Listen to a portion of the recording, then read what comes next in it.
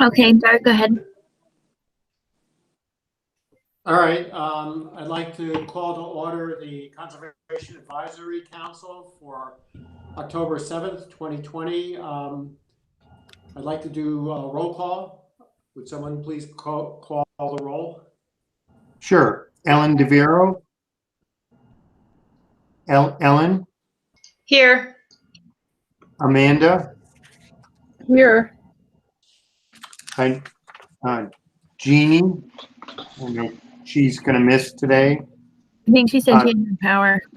Okay. Tina? Here. I know Chelsea is going to miss, Chelsea Ratner. Jill? Also not present. And Catherine? Here. And Ashok? I'm here. Okay. And Dart? Okay, great. Here. Okay,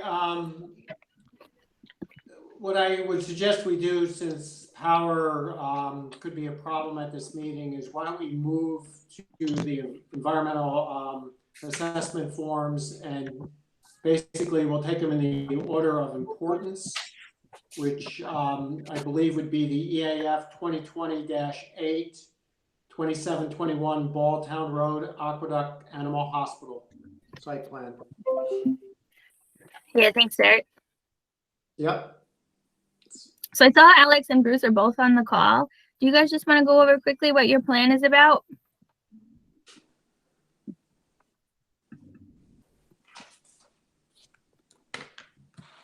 Alex, you're muted. Can you hear me now? Yep, there you go. Okay, so am I just basically reiterating? Yeah, this is a different board, so you want to go over everything with them. Okay, so basically I want to take the Aqueduct Animal Hospital, and there's 3 units currently on the 2nd floor, and I just want to take the office space and turn it into 3 units downstairs. I'm not doing any environmental impact to my knowledge because we're using the existing building. The only thing I'm really going to do is take down the old dog kennels and garage, to kind of get rid of the eyesore. We're not taking down any trees. We're not, doing anything of that nature. We might mow the grass because it's getting a little tall, but. Mr. Whitmore, clarification question, please. You said there are 3 apartments that are already existing on the 2nd floor. No, on the 1st floor, and you want no. There's 3 existing on the 2nd floor. There's 3 existing apartments on the 2nd floor, and you want to convert the 1st floor into 3 additional apartments. Correct. And you said there's no impact on surrounding trees, vegetation, water, grassland, wetland, any of that stuff. No, I'm going to be using the existing building. So that's all going to be done within what's already standing. The only thing we're doing as far as the property is taking down, there's dog kennels that are there. We're going to demolish those, and we're just going to grade them, with some soil and get grass growing. But we won't be messing with the wetlands or the pond on the property, anything of that nature. I looked at the schematic. Can you say a little bit about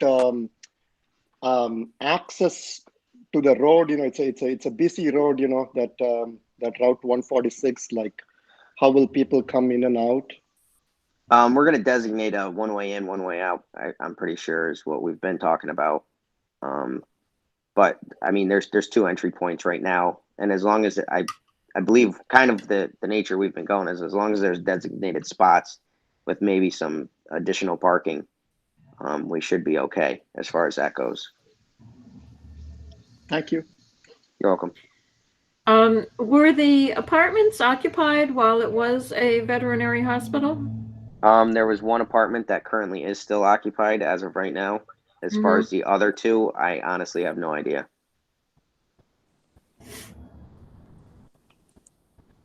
It looks like it appears like they've been unoccupied for a significant amount of time, I would say. Okay.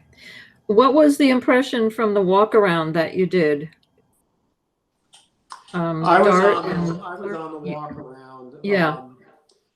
And the building itself, I would say is in okay condition. One apartment was rented. The veterinarian part is completely emptied out. The Right. superstructure is still there. The kennels, I would say, are in varying states of disrepair.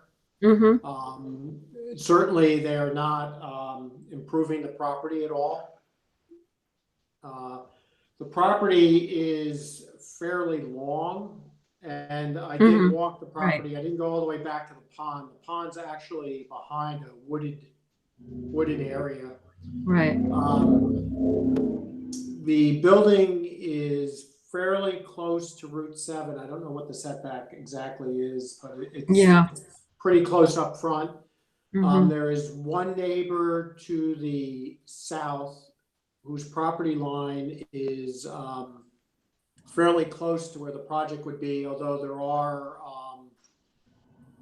bushes as a barrier.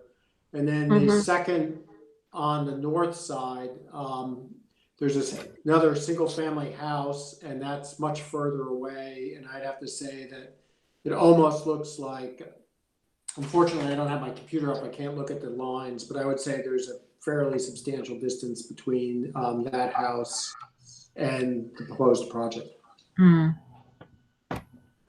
Currently, the apartments are accessed internally. You go up an internal stairwell and a common hallway, and then there's I went in two of the apartments. One is quite large. I think it was 3 bedrooms. Alex, please correct me if I'm wrong. I'm going by memory. You're right. A second one was a little bit smaller, and then the third one was occupied. I didn't go in, so I can't speak to that. Alex, maybe you go ahead. What would the likely saturation be if it were single family homes instead of one building with 6 apartments? It was what, 3.9 acres? Yeah, I mean, personally, in my opinion, I think it would be a lot worse because then we're, having to go into the woods. Whereas now we're using existing and we're not cutting down any trees or anything of that nature. Or single families, in order to, make my return, I'd have to use that space quite a bit. I think one of the things that has come up with past proposed buyers is, although the parcel is fairly large, I think some of that land in the back, as Alex said, is not as useful or as easy to develop.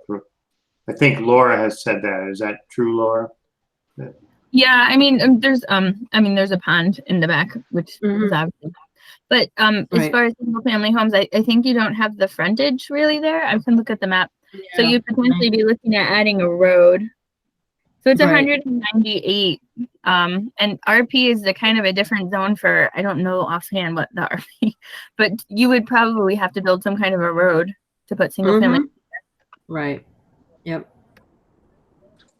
I think given the zone, what is the offset or the lot depth for an R2 zone? Because that's what it would have to go by. Or do you know what is that what RP goes by? Let me look. Yeah, I think so. You may want to check me on that.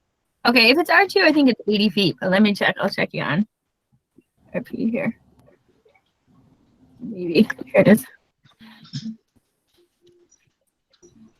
Oh, yeah, you're right. R2. Yeah, so the frontage would have to be 80 feet wide and 100 feet deep. So in order to make any kind of, you definitely have to put in a road. And what is the typical right of way for the road, Laura? 60 feet. 60, yeah, that's what I thought. So, and then you'd have to put a cul-de-sac somewhere in there. So just other things that have happened recently is Alex did go before the planning board on Monday at their meeting, and they did make a recommendation to approve his use. It's a step in the right direction, although it's not all the way to R1. It's more residential than the way the building was previously used. So they, you know, that weighed pretty heavily with them, and they're in favor of it. So just, Laura, do you want to, or Clark, do you want to just fill the board in on the zoning and the special use that it currently has and what the proposed action would do? Yeah, so there's two kind of things going on here. Jared and I talked about this earlier today. Yep. There's the use variance portion to it, and then if the use variance is granted, there would be site plan approval. So when we're looking at the use variance, for those of you guys who haven't looked at a use variance before, it essentially means that the property, you know, feels as though there's a unique hardship on it, and it can't comply with the current zoning. And so it's asking for relief, you know, for the use of the property to the zoning. And then if that relief is granted, there would be a site plan, and things that we would look at for site plan would be like, if it becomes a 6-unit apartment building, we typically have two parking spaces per unit. So he might have to add a little bit of parking to one side of the building. We'd look at lighting. We talked about facade improvements. I think Alex had a plan for maybe adding some stone to the bottom, to just dress that up and make it look attractive, which is obviously good for sale of or rental rates on the apartments and everything. And it's got a lot of work. Like I think you said it's like a total gut on the first floor, right? Yeah. And then like maybe not like tons of work on the second floor, but still I think a good amount of work on the second floor. But yeah, so if you guys want to, we could separate like out the use variance, what's going on with, it's a pre-existing non-conforming. And so that pre-existing non-conforming right now is 3 apartment units on the second floor and an animal hospital on the first floor. The pre-existing non-conforming use on the animal hospital has not expired. It has a year once the use is discontinued before it expires. So, I mean, when you're looking at this, it could be continued as a animal hospital, or you could look at it as, because right now it's got these 2 separate uses. You could look at it as, taking one of the pre-existing non-conforming uses and making the whole building consistent with that pre-existing non-conforming use, which would be apartment units, and then hopefully moving that building in the right direction, because right now it's surrounded by residential. So I know this is the first time you've seen it, but because it's under contract, there's kind of a tight timeline on this.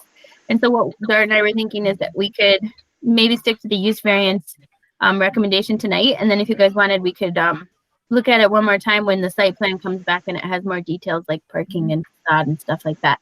Because, we do think that there's good amount of vegetation and buffering right now, but, you may want to look and, have a couple trees planted here and there or whatever. Those kind of things we could look at later. Okay. Hey, Laura, I dropped out for a short while. At the risk of repeating what you just said, currently there's 2 uses that the building has, the apartments and the veterinary, and both are non-standard uses for the RP zone. So what the applicant is basically wanting to do is remove the veterinarian use and put apartments in. So it would bring the property from 2 non-standard uses to the property to 1, which would be the apartments. Mm-hmm. Laura or Clark, has there been any feedback from neighbors on the proposed new variance, new use of the property? We're actually sending out notification for the zoning board meeting on Friday. We did hear anecdotally, this is the second apartment unit kind of proposal we've had for this property, but before it was it was a tear down and add an addition of a 24 apartment unit. And they had felt that like, if you're doing all of that work and tearing all that down, that you have to have a minimum number of units to regrade and redo the site from scratch. And the planning board felt like that was too many units and didn't want to move forward with it. But at the time, anecdotally, the neighbors were behind 24 apartment units on the street. So no, we haven't actually heard anything specific to this application yet. Although I think that probably, if a couple of them were okay with a larger number of apartment units, that knowing that, the building, they don't have to endure all of that construction. But I think that, I'm not speaking out of turn when I say that, I don't know about to the north, but the adjacent residents on Traver Drive have felt a burden by that non-conforming use being so close to their lot line. They did feel like planning board did a disservice to approve homes so close to that pre-existing non-conforming lot, because the day-to-day activities and running of that veterinary hospital, they felt, were damaging to their homes and to their property values and to their, to the quiet enjoyment of their rear yard. So I can say that we did hear a fair number of complaints about the animal hospital, but it was allowed to be there, and it was essentially those homes were coming to the nuisance. So even though they complained, they didn't really have a lot of say on, what could go on in that property. But Okay. I know that if that answers your question or not. Yeah, I wouldn't imagine that they would have much, objection to the use of that, because there's not going to be any physical change to the actual structure. They're not adding more apartments or things, more buildings. So I just wanted to Alex, ask. you want to describe how you're going to change the building, the existing building, to put the apartments in? The facade or the interior? No, the fact that you're going to basically provide access to each of the apartments through exterior doors and stuff like that. Yeah, so for exterior doors, currently there's a one front door on the Balltown Road side, which is going to stay, and that's going to be an entry for, that apartment.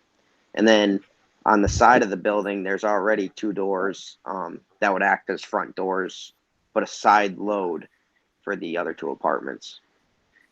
So, the doors may move a foot or two, but we're not adding doors on that side for entry. Sorry, I might have lost you for a second. Yeah, no, that's fine.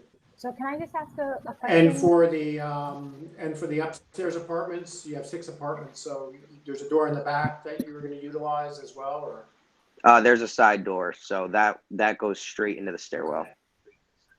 Okay. And just to be sure, like these are rental apartments, right? Meaning the tenants will pay the monthly rent. It's not condominiums. I sure hope so. They pay. Okay. No, they're rental apartments. Well, I'm saying this because Niskayuna has recently formed a racial equity task force. I'm personally not in the task force myself, but I was involved in some of the discussion going into like why this task force came into being. And one of the concerns raised was Niskayuna is not very affordable because it doesn't have too many places where people can rent an apartment, and the single family homes are beyond the reach of many communities of color. So from that perspective, and from the perspective that it has minimal to no environmental impact, it's attractive to me. Can I just Oh, there you are. Yeah, I was going to say, I thought you had a question. So I just wanted to, so I'm looking at the map of the thing. So there's no going to be any access from that apartment onto that road where those houses are. Is that correct? The only way in and out will still be on Balltown Road? Correct. Okay.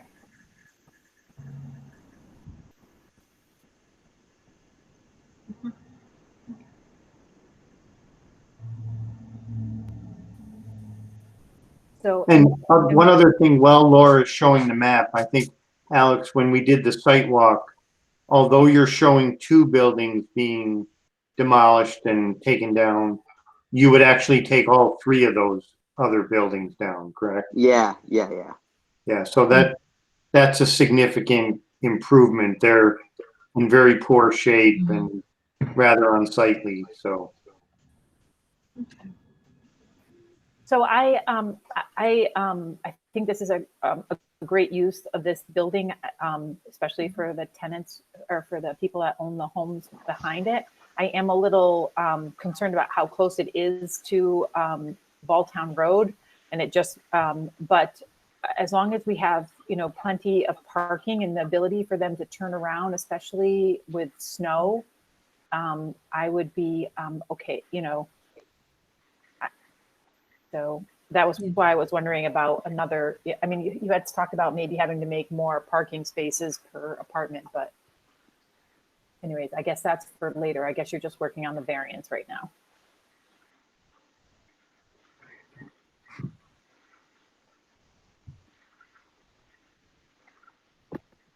Do you guys have any more questions, or would you want to work through the answers to the type 2 short form EAF second part to forward on to the zoning board?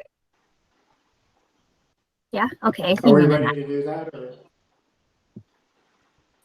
why don't you start, Laura, and then if we have more questions, we can ask them. Okay. I had problems with this website yesterday, but hopefully it'll be fine today.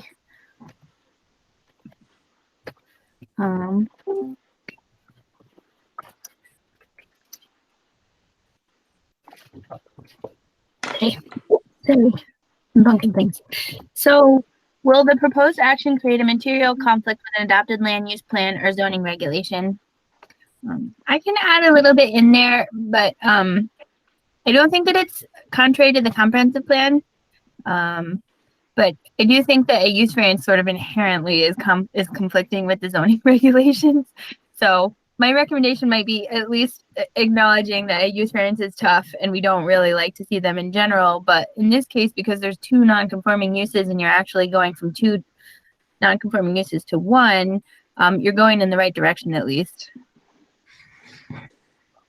Yeah, I would agree. I think we need to make a note that says basically we're reducing 1 non-conforming use and keeping the original one, because I think it would be different if this didn't have apartments prior to the application. Laura, does that surrounding property where all the houses are, is that the same zoning as this property? Or is this like a little island amongst? They are all zoned RP, actually, all of them. So those other houses are the same non-conforming? No, because single family homes are allowed in an RP zone. So when there's a single family home, it's kind of governed, like Dart knew off the top of his head, which really impresses me. They're governed by the R2 zone. Okay. Sorry, I'm almost there. I'll just show you. There's Dart kind of remembers the rezone to RP more than I do, but it's up here. So all of Schwaber Drive is zoned RP. This is actually incorrect. This is zoned R3. So there is adjacent R3 zoning, which is also something to note. If you were to extend the R3 zoning down to that parcel, then it would be conforming. So this blue here is R3. This is the Schwaber Drive. That's RP, and all these single family homes over here are RP. Okay. That's actually a great point to bring up, though, Amanda, because it came up in the planning board meeting that although that's zoned RP, with that new development, it's becoming much more residential than professional. So going to the apartment, the 6-unit apartments, is also more residential than staying at the animal hospital. So this is kind of what Dart was talking about. This single family home just got completely rehabbed. The guy probably put, it was a lot. This is a very nice, it's almost new home now. There's a kind of a large section of green area between that home and the animal hospital, and the animal hospital is then tucked up against all these homes, which is one of the things that causes the kind of the rub with the non-conforming use. Okay. Here. So do you guys want to do small, and then we'll know those things that we discussed in our I'm gonna have to note them somewhere else because I can't get it to edit. Yeah. Okay. Will the proposed action result in a change in the use and intensity of use of the land? I had a quick question on this, please. Like, I'm not exactly sure how to phrase this. So it's a question for, you know, for the developer and for Laura and Dot. And bear in mind that I'm new to this committee, so I don't know exactly how to phrase this. So in some of the previous, you know, environmental forms that we have done, so when there is some wild space that is not slated for development, we discussed like the developer ceding that land to the town and having it designated as like wild space that will never be developed. So I guess I have a question for Mr. Ritmo. If this proposal is accepted and the apartments come into being, and talking about the pond and things like that in the back, well, how do you feel about designating that area as something that's freed from development in the future? That is like 10 years from now or something like that. I mean, I guess it would depend if I was being compensated or not for it. I'm not one so to you give do stuff want to away leave for open free. the possibility that in the future, like you may choose to have single family homes and not apartments, and like go into the wild space and start construction there. Yeah, I mean, at this point, I'm not planning on doing anything, but you know, 10 years from now, who knows, I guess. Okay, that's fair.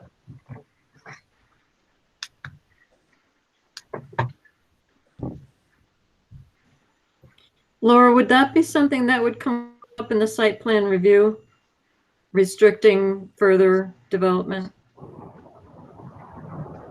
Yeah, it wouldn't typically be part of the use variance request. It's Right. a much smaller piece of land than we typically look at deed restrictions for, unless there's a reason, because they are burdensome. And I know that Alex was talking, like, you know, if this goes well, there is room on that site to potentially add another apartment building in the future.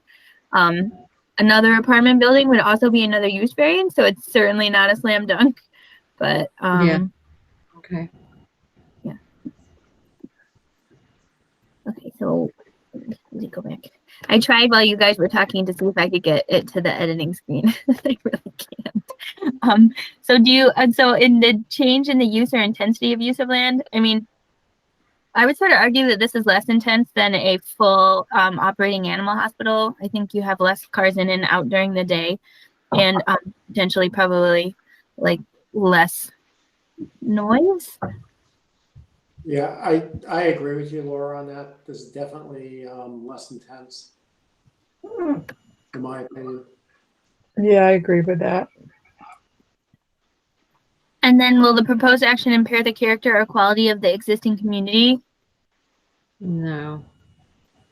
I would say no. I think it's beneficial to leave things that I think about when I think about like leaving the trees, taking down some of the buildings that are very close to the lot line and are a little dilapidated, stuff like that's going to help.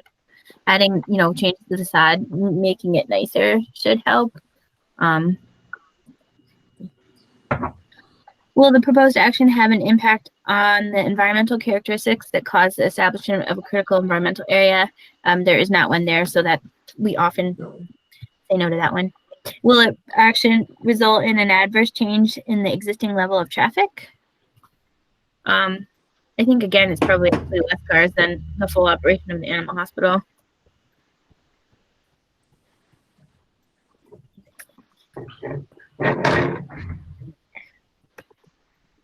Can you see it? Mm-hmm.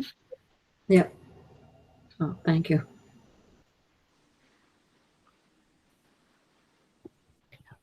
So do we want to mark no on that? Mm-hmm. Okay. Will the proposed action cause an increase in the use of energy or fail to incorporate reasonably available energy conservation or renewable energy opportunities? I guess, Alex, like sometimes we talk about this a little bit, like if you can use LED lighting, you know, in any of your retrofits or things that reduce energy, we highly encourage that. And Yeah, that's all I use now, pretty much. it is, yeah, okay. I think like the bathroom fan lights are the only thing that I can't get LED yet, but I mean, I use LED bulbs, but it's not a full LED. So like, what is is that property on propane, or what's the heating source there? I believe it's natural gas. Is it?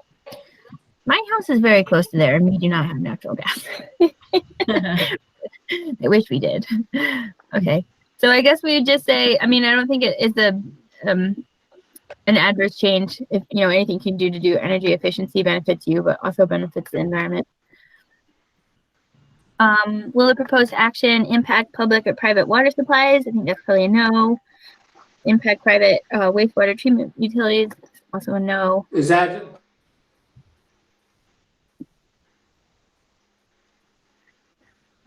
I heard a question. Did Dart drop off? I can't see I because think I'm it's trying. frozen. Yeah. Oh, we'll come back to him. Will the proposed action impair the character or quality of important historic, archaeological, aesthetic, or architectural resources? No, I think it's preserving as much as it can. So I think that's probably a no. What do you guys think? I agree. And then will it result in any adverse change to natural resources, e.g. wetlands, water bodies, groundwater, air quality, flora, and fauna? I think no, but I feel like we should note that we do want to preserve the existing trees as much as possible and not impact the pond in the rear. I support that statement. You know, especially if future development is planned. You know, protecting the pond and wild space seems to be a correct notion to me. Yep. Okay. And then will it result in an increase in the potential for erosion, flooding, or drainage?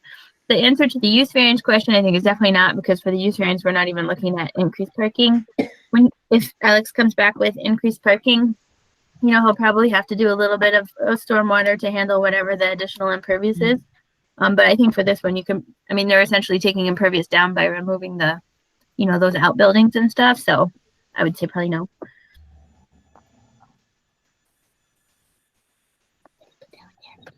I didn't think. And will the proposed action create a hazard to environmental resources or human health? I think that one's pretty easy now. A lot of like quick question on number 11, like if it's an old building, so we are sure that you know, there's nothing sketchy like asbestos or lead-based paint or anything like that going on in there. So those things are governed by building code. If there is asbestos, like, you know, he's required to do a, you know, a survey and remove it according to the practices that are required by New York State. And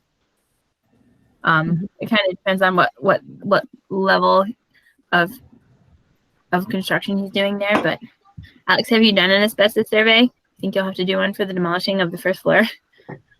I doubt it. That building's been renovated since it was just built, or since it was originally built, I would imagine. I think sometimes you have to test you know, certain things that look a little suspicious, but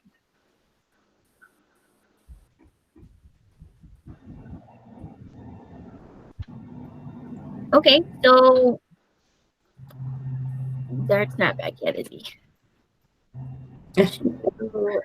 And I think you are probably second in command here.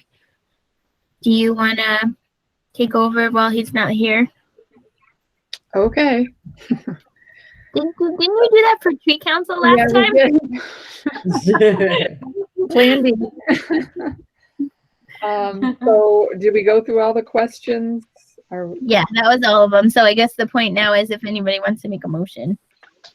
Anybody want to make a motion to what? Before we make the notion, I just want to make sure that the notation that we talked about is there. You know, about protecting the wetlands, like, you know, that note is included, and if it is, like, can we hear a text of it? Yeah, I mean, I typically, when we do our recommendations and we type them up from the zoning board, we actually listen to the meeting and make sure that we capture everything. Because we are doing these things virtually, I often type a lot of stuff in front of you. I could certainly type something up, but I would probably refine it from what we write here so that it properly reflects what was actually said during the meeting, kind of like the minutes. Fine, I take back my request. That's me. I don't want to create extra work. I mean, I can draft something quickly that you guys can all see, but I would want to add everything in because we discussed each of one of those questions. So after each one of those questions, I would write in what we verbally talked about when we were answering the questions. Okay, this meeting is recorded. You can always go back and capture the sentiment. So I withdraw my request. Okay. Okay, so do you need a motion? Oh, what is it? Are we doing a neg deck for this, Laura? Is that what we're? Yeah. voting? So I mean, and it's up to you guys. Like Dart and I had talked about separating it, and it seemed like we were answering the questions for the use variance. So what my suggestion would be is that you do a motion to for a recommendation to the ZBA on the use variance. Okay. So does someone want to make a motion for a recommendation on the use variance to the ZBA? I make a recommendation that we approve the use variance and give a negative deck. Wait, is that what you wanted in the whole? The Well, negative deck is a good thing. Yeah, but I didn't know if that was supposed to be part of the same motion.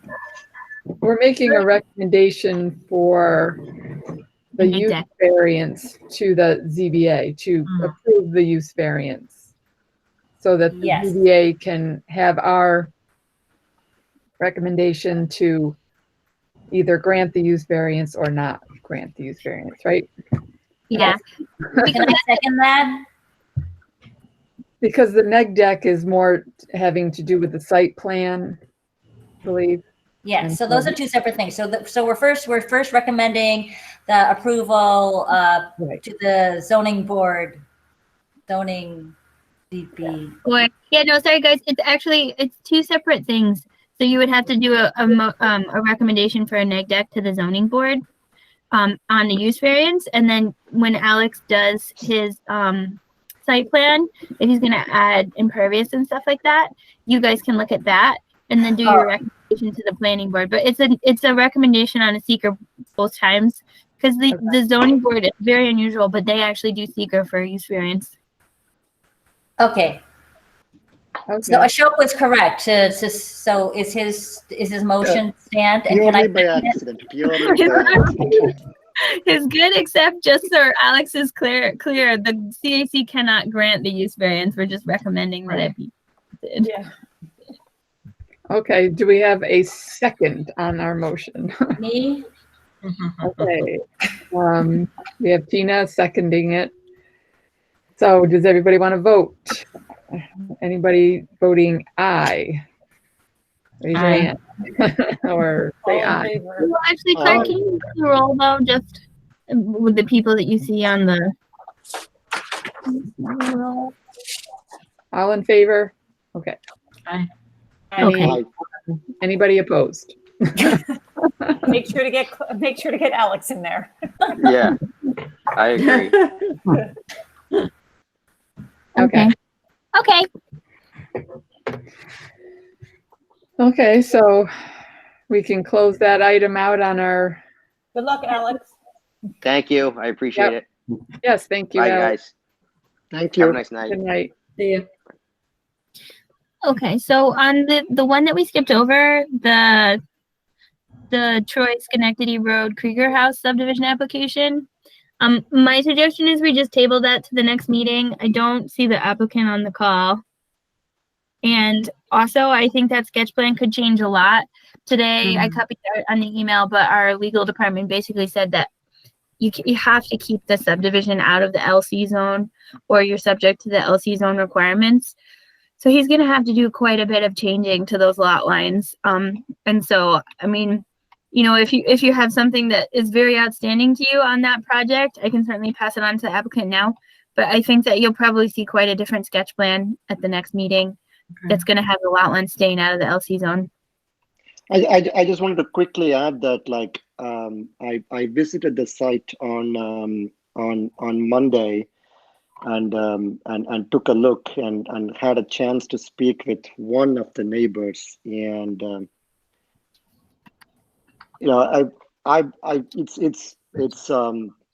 it's a lot of woodland, and I definitely want to see the updated part.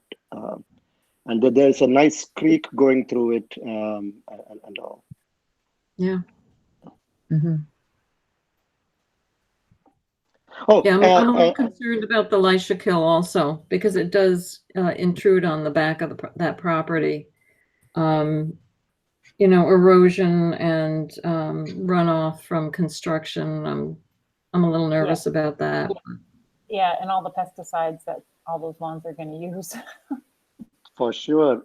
And I get the feeling that this has the potential to be like controversial, like the Celts farm thing. So I think it's really important to make sure the neighbors on Shannon Boulevard, Shannon Street, something, Shannon something.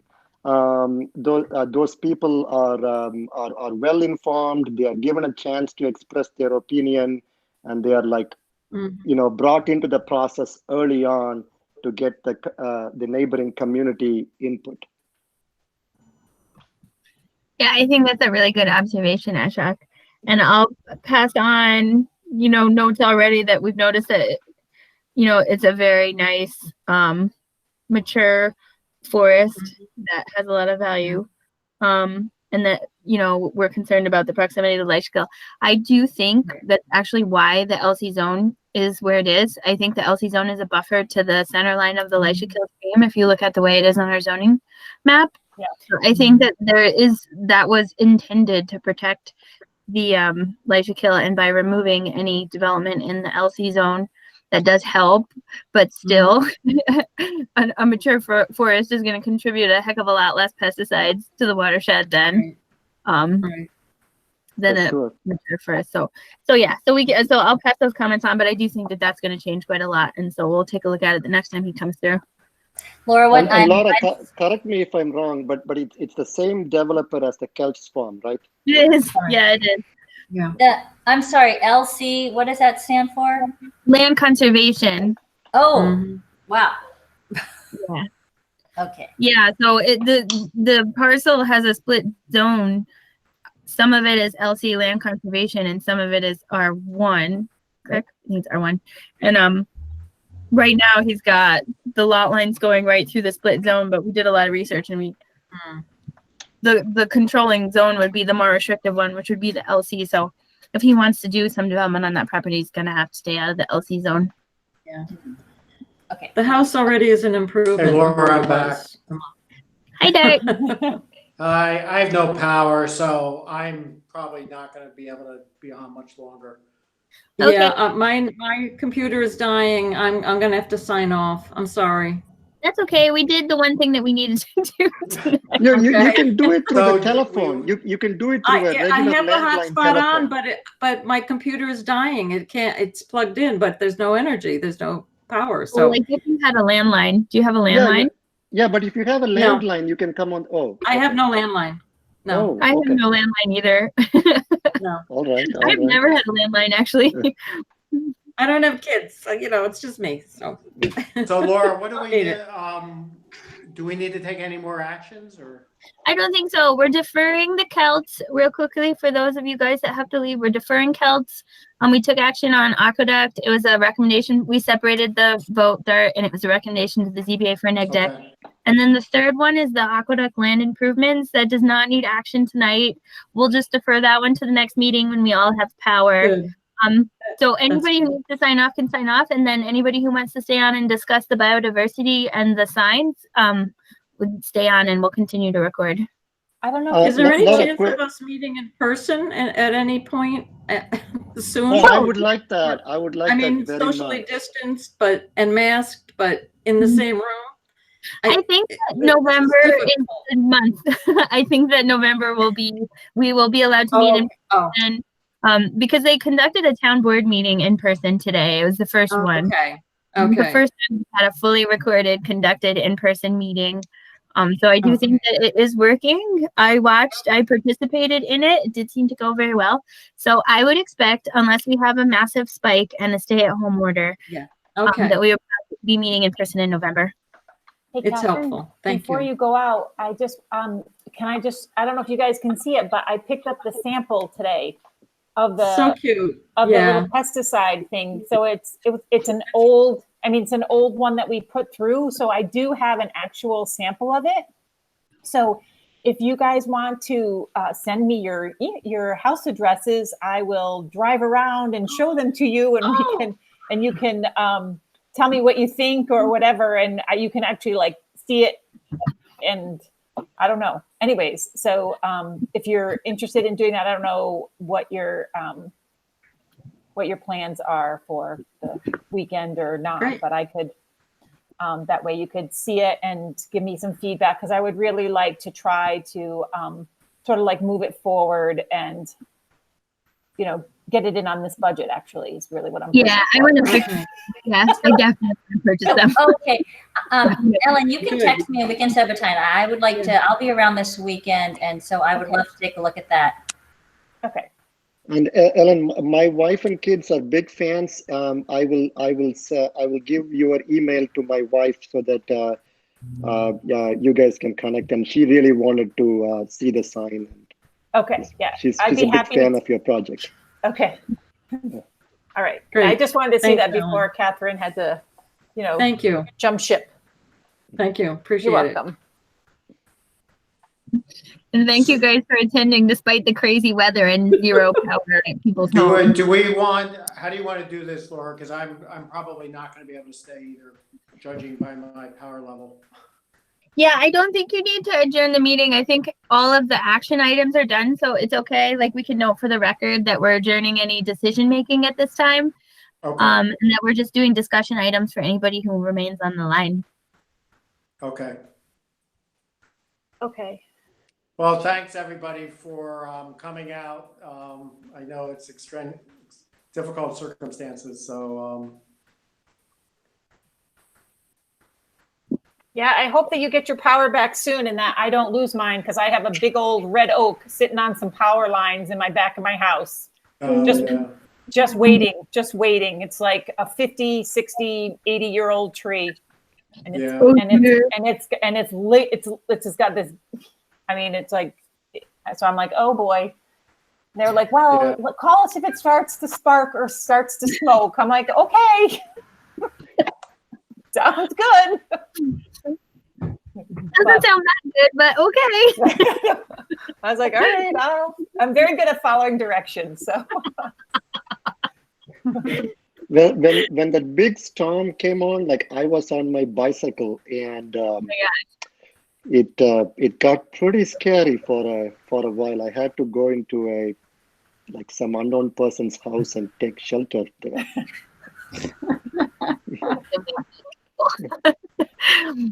Okay, so we've adjourned any of the action. We'll bring the 2020-07 and 2020-09 we'll bring back to you guys at the next meeting for discussion. But then we did have the pesticide outreach, and so Ellen, I think I forwarded it on to all of you guys. I included it in the packet. The town board passed the resolution authorizing the program. Full support. It was great. We've had authorized, I think, as long as it's within my budget, the purchase of the signs. So really where we're at is the work that Ellen's been doing on the sign. This is really her program, is probably like, and jump in here, Ellen, doing an email blast and putting that pledge on our website and making sure the website's right before we finalize the sign. Yeah. So shoot, I'm sorry. I'm like, can you guys see me? Oh, but you know what? I can share my screen because that did finally work of the updated one, because I think the updated one is really nice. Let me show it. Yeah, it's clear that the website on the bottom of it is like so minute. I took it today and I put it in my yard, and it'll be okay if you get it,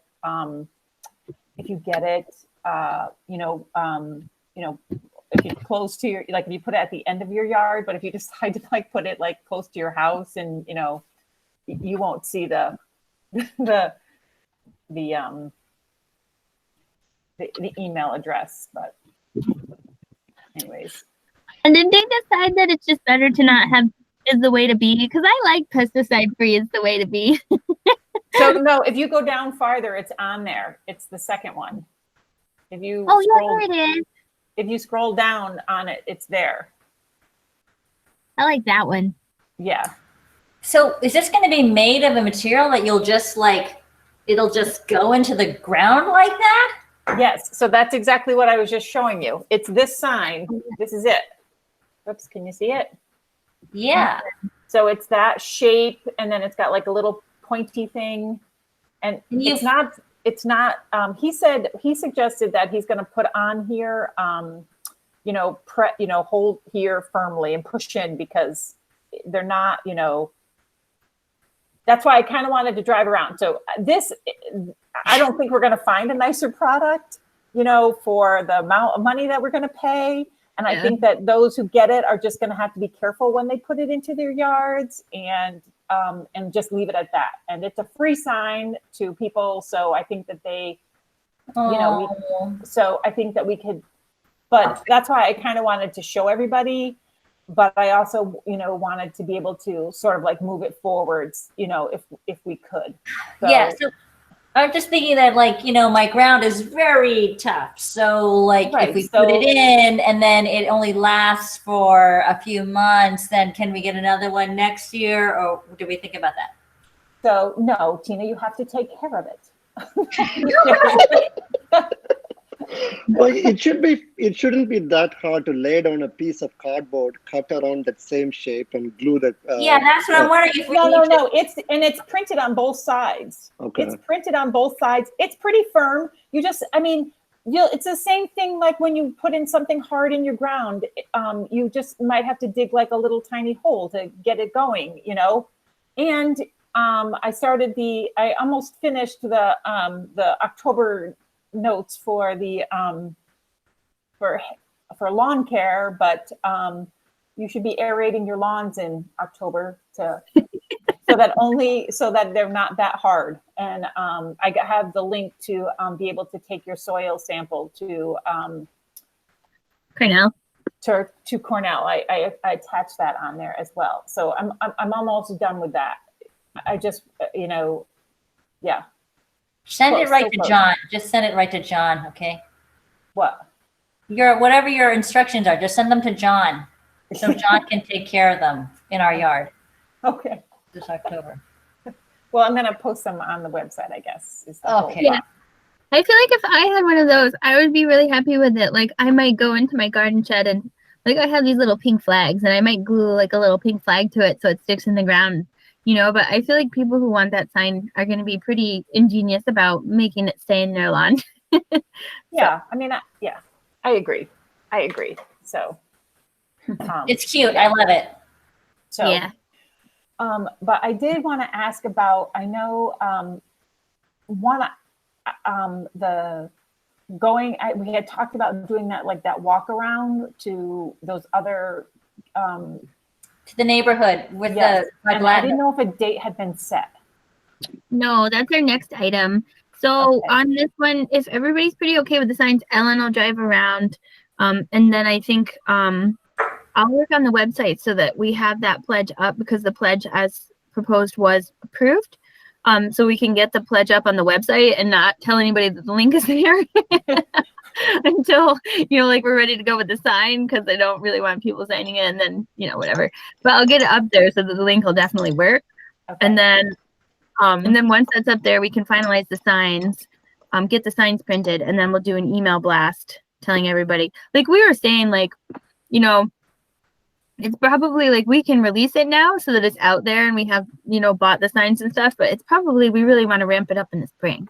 But I think, but getting it out there, getting the program ready to go, letting people, start slowly on it and stuff is a good idea. I agree.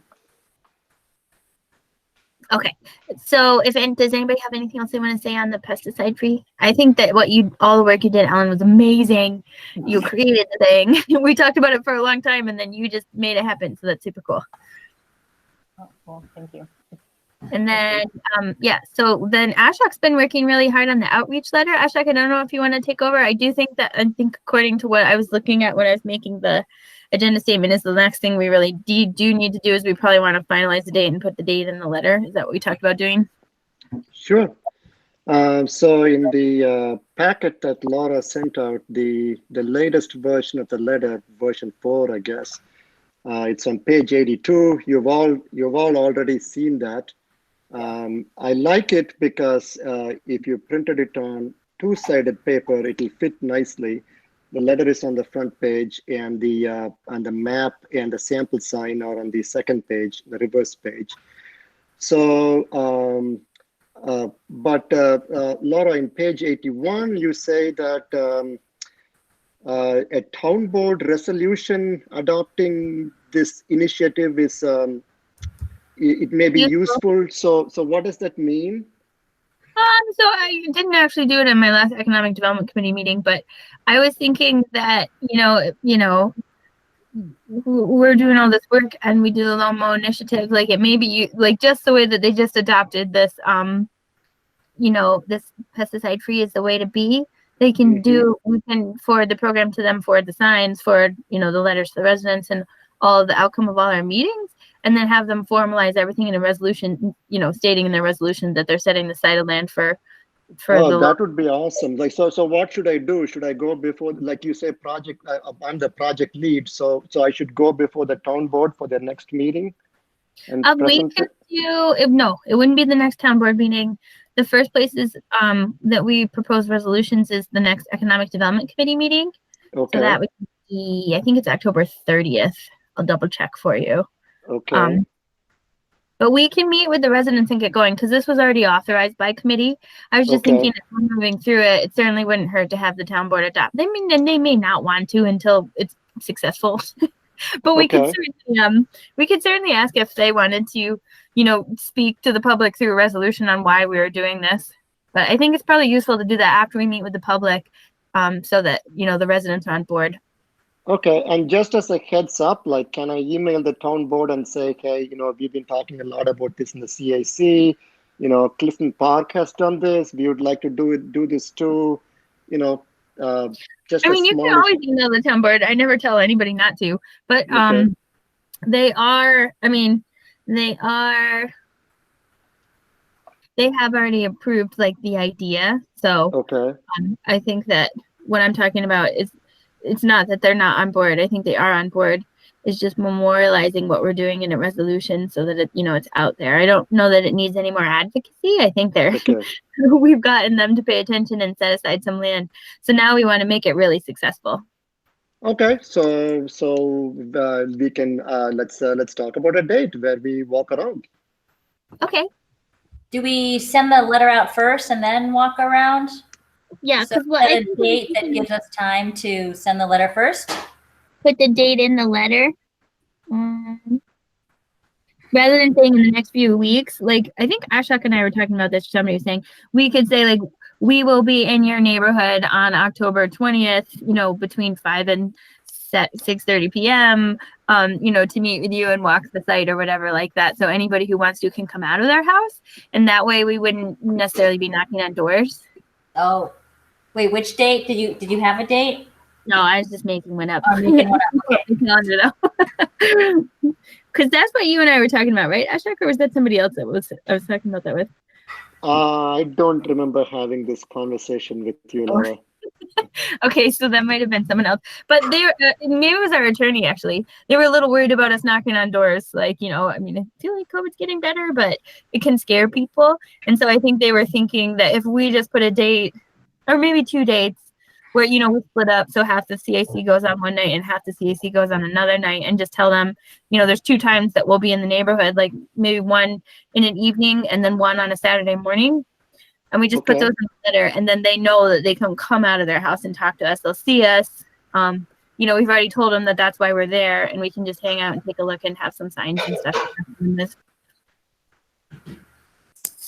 So Okay, how are you- about Friday the 16th and Saturday the 17th in the morning, evening of Friday the 16th and morning? I'm just proposing that.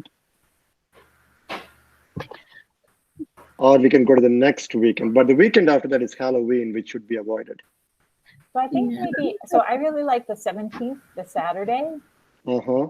And then I always think either like a Thursday, not a Friday, but like a Thursday or a Thursday night.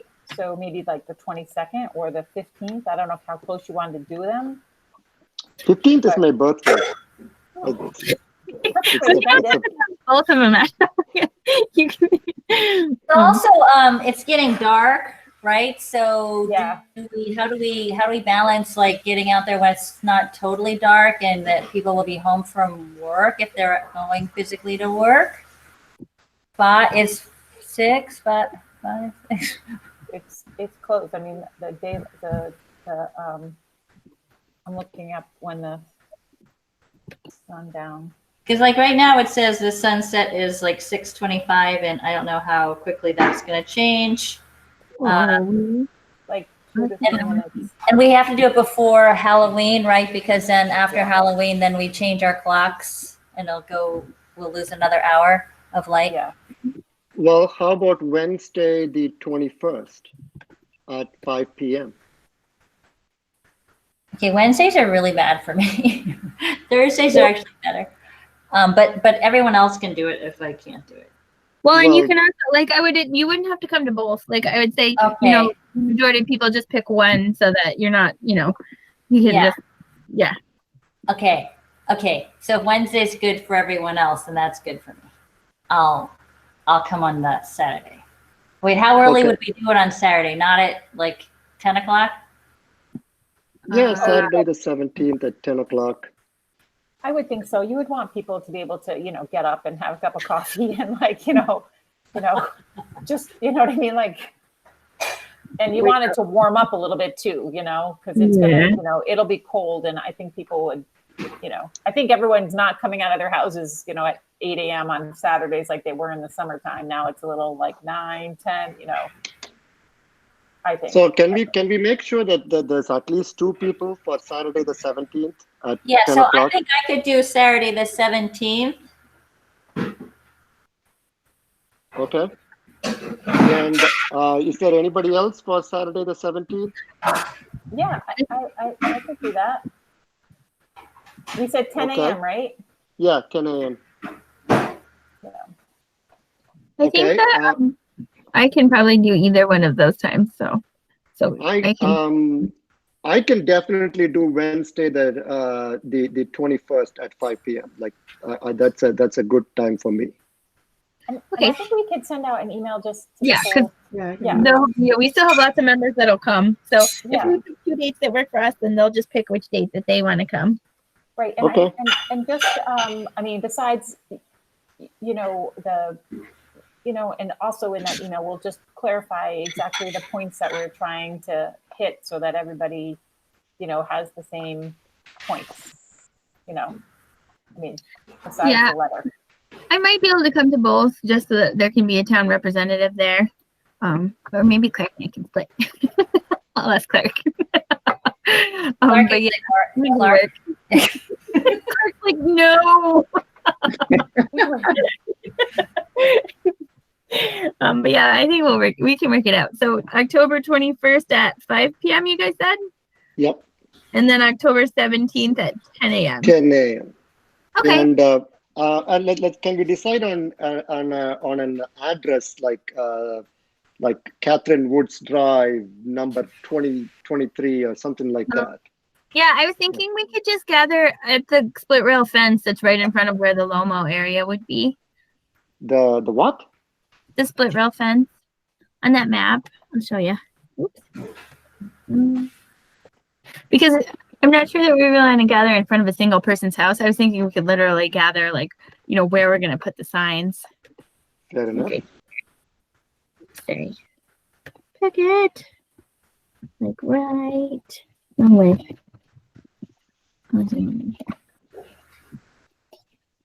like right on this bend. Like we could probably gather like right, like right in here.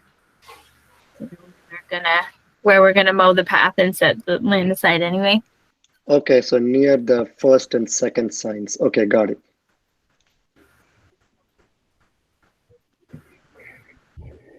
Okay, so I will get that letter out with those dates and times and forward it to the rest of the CAC so they can kind of sign up. And Okay. thank you guys for working so hard on that. Did anybody have anything else on that? Yeah, can you would you just scroll down a little farther on what you were presenting there? Oh yeah, sorry. That's okay. So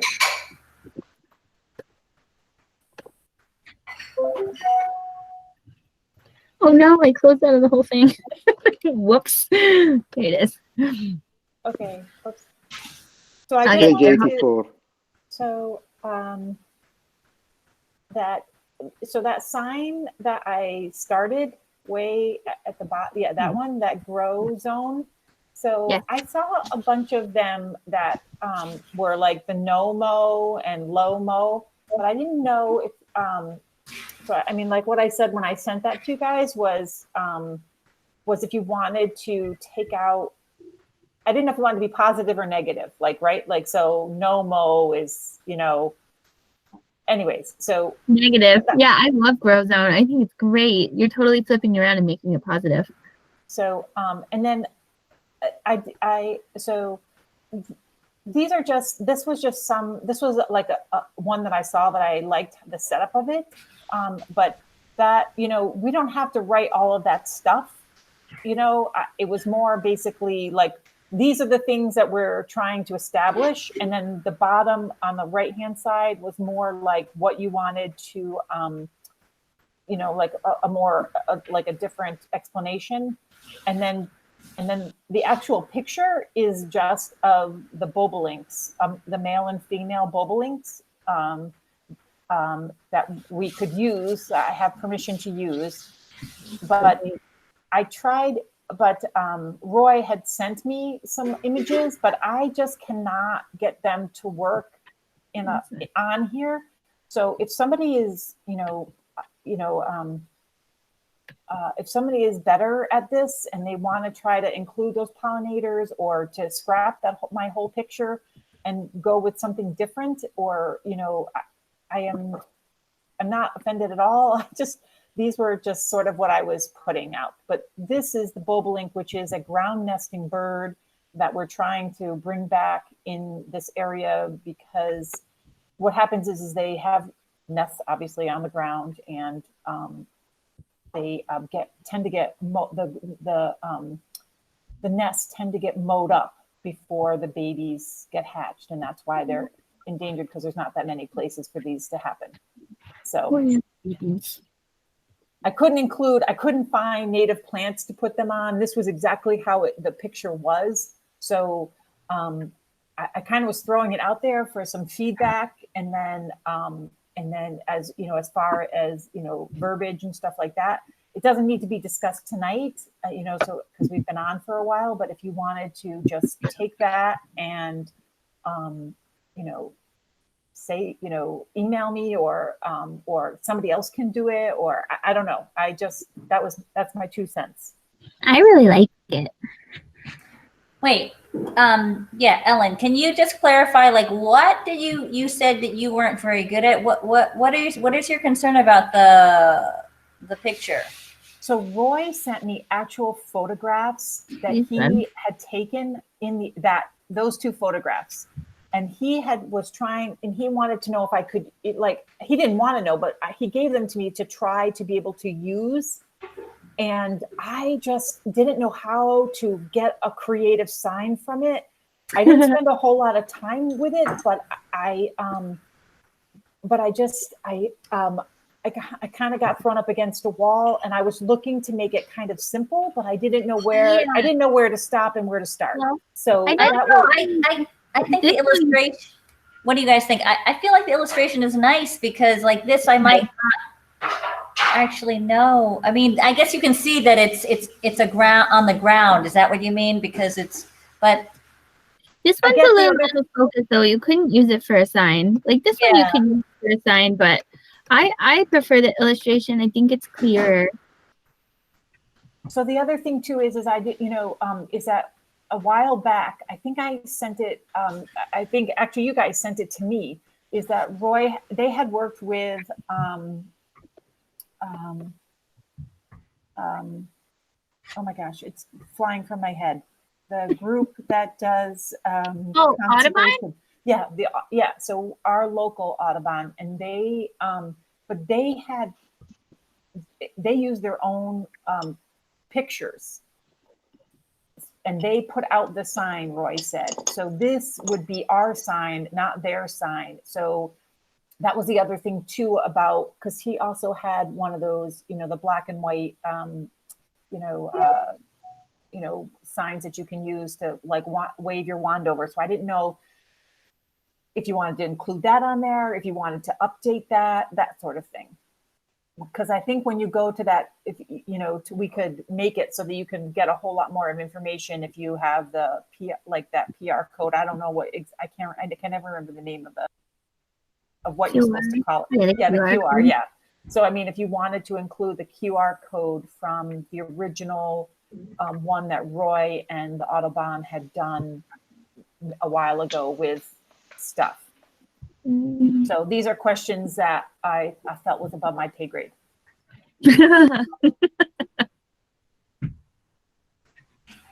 So if people are walking around, like, are you thinking if people are walking around in the area and they see a little sign that has a QR code, that if the QR code took them to a website for more information, is that what you were thinking would be good, or what? So I think that was the thought behind it. I don't know, if you see a QR code, do you guys scan it?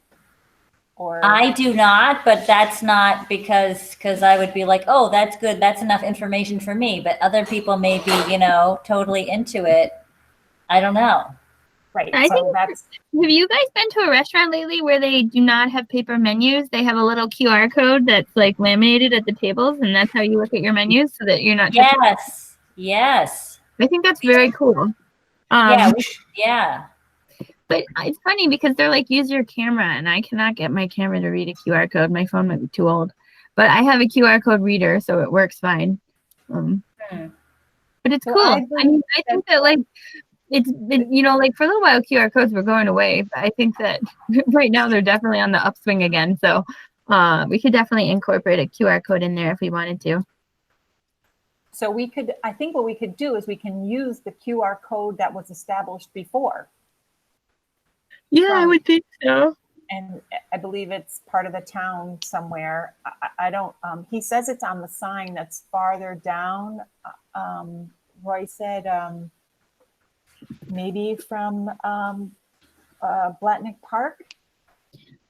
I'm going to be out there tomorrow. I could see if I could find it.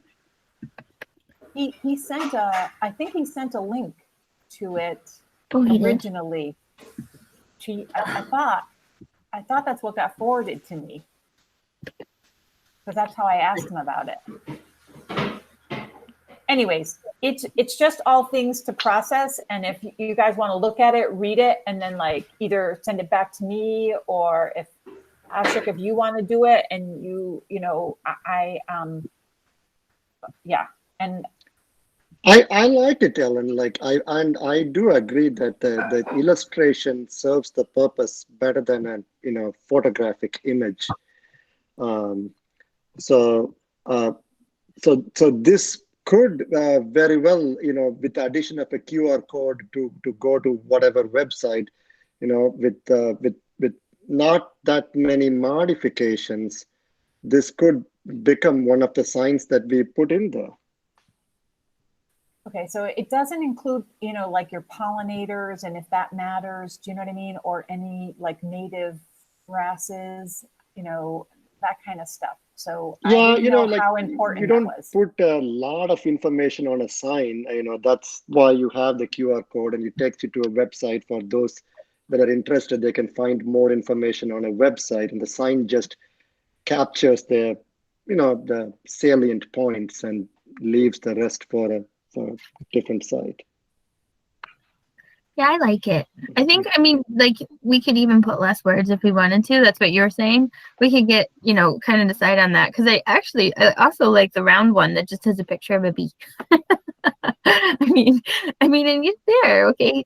You get it. It's for pollinators. But I really like that person would share the illustration with you. I think that's super cool. And that, you know, I think that Roy said that this area is slightly too small to actually support bobolinks. But if we combine it with some future areas in the future, it should help. And who knows, like with climate change and the world changing, the one bobolink might be like, this is going to work for me, and then go in there. But I think it's cool that we have that illustration and it's unique to us, and we could use it on our sign, and I like it a lot. So I mean, we could save it and use it for something else if you wanted. That's what I'm saying. And we could, you know, so I don't know. I don't want to be the person deciding on the artwork if there's another vision out there, I guess is my thing. You know, I knew he had talked about bobolinks, and I saw this illustration, and she's an artist out of Cape Cod. Like, let's have a couple versions of a sign. Like, I'll print out a big version of the colorful circle one because I like that one a lot. We can print out yours, and maybe we could print out another one. And then when we meet with the residents, we could show them the different signs because they're the ones that are going to be living next to the sign, and then see if they have a preference. Sure. That sounds good. That sounds good. I like that. Yeah, I think so. I don't know. I would be more apt to listen to. Yeah, I'm okay with that, I guess. I guess my hesitant is that I think that, you know, that like, you know, people who are vested, like Roy has been vested in this for years, you know. Anyways, I'll be quiet now. You don't have to be quiet. I think it's good when somebody's kind of struggling with change, though, to give them a little buy-in and a little bit control over what is changing. So if we can put in a sign there that they prefer, like if we like, you know, the bobolinks with more words, but they like the bumblebee, you know, they're the ones that are going to be walking their dogs past it every day. So I don't know. Yes, I agree. Yeah, I think that's good. Because, and then also, yeah, when they buy into it, they understand it, then they're more apt to like be talking to each other about it, you know? I concur. Okay. So I'll put those dates in there and then get some ideas on signs and then send the letter out and then get other CAC members to sign up for the 2 different dates. Do we have anything else? So Laura, approximately when will you send the letter out? Because we do want to make sure it reaches them before the first date, which is Saturday, October 17th. Yeah, we'd probably mail them out this Friday. Okay, got it. So that Friday is the 9th, right? So it would definitely get there in the range. We like to do actually 10 days, but we kind of missed the 10-day window for the 17th, but that'll be all right. I think if we do it, I mean, if we can get them out tomorrow, I'd be happy to. I think Friday's more likely, though. Okay, great. Tell Linda. She's my main mailer. Okay, did anybody have anything else? I had one quick update on working with General Electric, GE. I had a chance to talk with Richard Elsenbeck one more time. He said he didn't get a chance to talk to his boss, but he's going to talk for sure this week. And he said that, you know, there's potential there, but he can't make any decisions without talking to his boss. Potential meaning potential for positive publicity for GE with all their LOMO. Meanwhile, I found out that there is this entire group inside of GE called the GE Wildlife Preservation Group, and they are, you know, have been advocating for more environment and climate-friendly policies on their campus. So I managed to get in touch with the leader of that group. Her name is Yvette Wyman. And she also said in a short email that something some collaborative effort with the town could be possible, but she has to go through the proper channels and all that. And I'm waiting to hear back from them.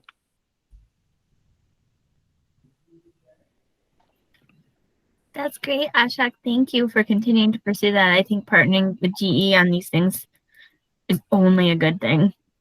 Yeah, and partnering with businesses is always a good thing. And between GE and Knowles, like they own like half the land in Niskayuna, right? Not that much, but yeah. Yeah. So so it's a nice thing. And Laura, is there any update on the badges? Oh, let me start that email right now. Laura, did I give you a picture for my badge? You did. I sent all of you guys. You all sent me pictures very promptly. Okay, Good about it. I don't know why they haven't printed. I will email her. Okay. We'll follow up on it. Well, now we have a target date because we need them for the Yes. 17th. So that's good. Yeah, because I could just bring them with me for you guys then. If I can, I'm going to send you guys a link. I watched a really good presentation from the CDTC today about the way the capital region has grown and how our particular kind of growth tactics, it's just a really interesting map. Every single slide was a different map that CDTC had made, and it showed like where the population growth was versus where the sidewalks are, like how much land had been developed versus population increase, where the greenhouse gas emissions are highest, like those kind of things. Just really good snapshot of, where we are, how we stand. It was it's not very funny, but I found it funny. They called out Niskayuna for developing, cul-de-sacs with no sidewalks because it makes it very difficult to make those connections to the neighborhood. But there's a lot of environmental stuff that you can also understand with the way that we've developed as a region and some of the things that they're trying to do to kind of like counteract those trends. And it's just very interesting. If I can get you guys the link, I'll send it to you. What's the name of the group, Laura? It's the Capital District Transportation Committee, but actually the guy that did the presentation at their meeting today, I noticed it was being recorded, which is why I think I'm going to share it with all of my committees. I really liked it. But the guy who was doing it is actually the CDR, Capital District Regional Planning Commission Sustainability Director. So this is a government agency? Yeah, it's a conglomeration of Albany, Schenectady, Saratoga, and Rensselaer counties. And they plan for all of those counties together. And so it's just this aggregate look at, how the roads grew, how the population grew, where, like greenhouse gas emissions, connectivity, like all those things that are just so interesting to look at from a regional perspective. And Niskayuna, and the whole time I was watching the slides, I was looking to see where Niskayuna fell because we're in there, so. Is there any good news, Laura? Like, are we like being awesome and, good for bikers and environments and bobolinks? No, I think we're trying to do better. And I think it's a good reminder of the things that, came before us that have created the problems that we're looking at now, just, to understand where those growth patterns came from and what, occurred because of them is helpful when we're trying to do stuff going forward to help with climate change and those kind of things. So I liked it a lot.